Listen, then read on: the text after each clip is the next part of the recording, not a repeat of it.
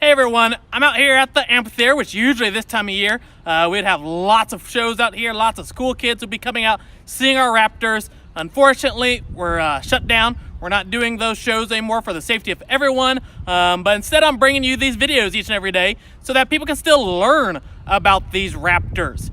Yesterday we finished up with the red-tailed hawks. Today we're going to move on to a much smaller species of hawk, the broad-winged hawk. Broad-winged hawks are a little bit more secretive than those red tails, so you may not have even heard about them before. But let's start talking more about them.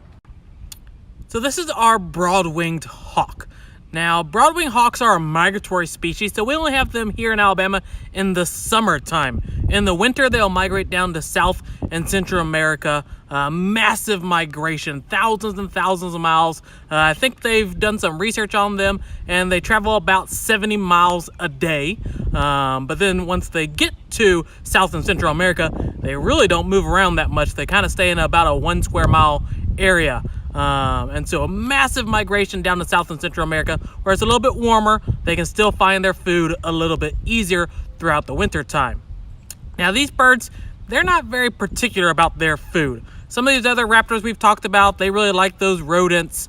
Broad-winged hawks really aren't any kind of specialist.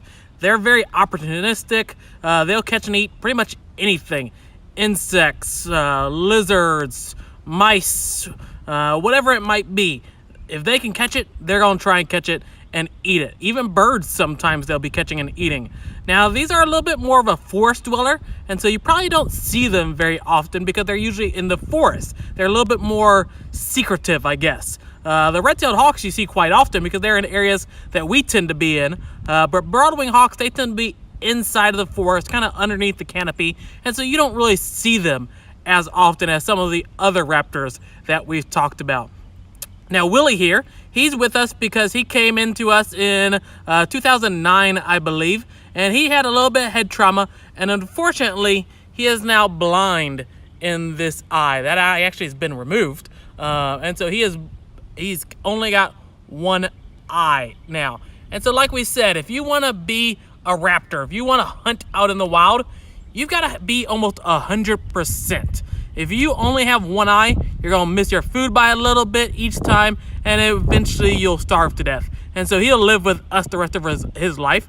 They can live to be about 15, 20 years old, so he's getting up there in his age, but hopefully he'll be around for a much longer time. He's got it pretty easy here. He gets a free meal every single day, gets all the medical care he needs, and so he has a pretty good life here going on.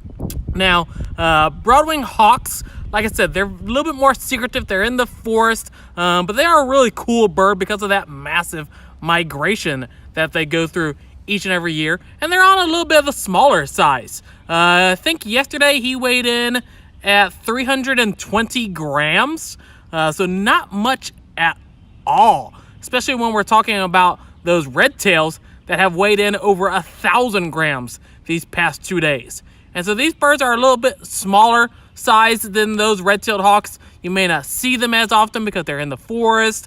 And so they are one of the birds that we have here in Alabama, one of the hawks that are found here in Alabama. Not year-round, but we do have them here in the summertime. And he's a fairly average-looking broad-winged hawk. Some of them are a little bit darker, some of them are a little bit lighter. All these raptors vary a little bit on their coloration, but he's a fairly average-looking broad-winged hawk. Now, when these birds are migrating, they will travel in large groups, thousands and thousands of them together, migrating down to South and Central America. A group of hawks migrating together, or a group of hawks in general, is called a kettle. So a K-E-T-T-L-E, kettle of hawks. If you stand in just the right spot in parts of the U.S., you can actually see thousands of these hawks migrate over your head in just a matter of a few hours. And so these birds go through that massive migration, thousands and thousands of miles, so that they can go to the warmer areas where there's a lot easier food for them to be able to find. We're kind of giving you a 360 degree so you can kind of see what their entire body looks like. If he'll stay still, he'll turn around on us. They always like to face me because I'm, of course, the biggest threat that there is out here. So you can see that tail, it's got those white stripings on it. That's one of the easy identifications for these birds. You can look for that. You can see that a little bit easier when they're soaring around.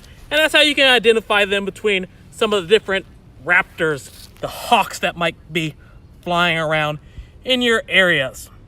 Like I said, a little bit more secretive. You don't see them as much, so this might be some of your first times even seeing a broadwing hawks. But now you've learned a little bit more about them, and hopefully you'll be looking for them in the future. So that was our broadwing hawk. Don't tell my boss I'm laying down on the job. But these birds, like I said, they're a little bit more secretive. You don't see them very often, and they are that smaller size hawk. Like I said, 320 grams, so they don't weigh much at all. Keep tuning in, keep sharing these videos. Tomorrow we're going to keep talking about the hawks, but we're actually going to move on to a type of hawk that's not even found here in Alabama. And so keep tuning in, War Eagle.